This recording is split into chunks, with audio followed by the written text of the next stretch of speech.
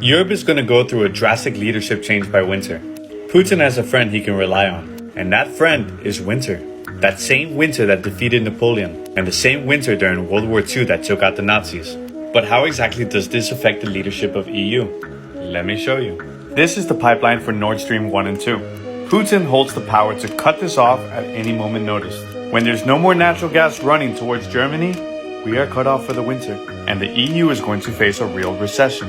Because of low supply and high demand, gas prices will go up. There will be industrial cutbacks and shutdowns, which leads to unemployment, and then high inflation and a larger global recession.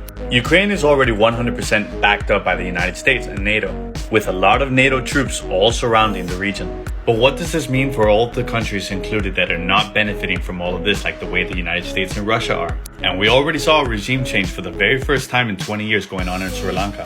And make no mistake that will happen in Europe too.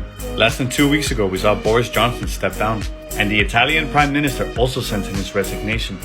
Do not be surprised if you see any of these leaders starting to switch. That includes the newly appointed German Chancellor, or even the French President Macron. Sometimes you have to zoom out of what's happening on the battlefield and how it's affecting the region. Because in this case, Putin holds all the cards.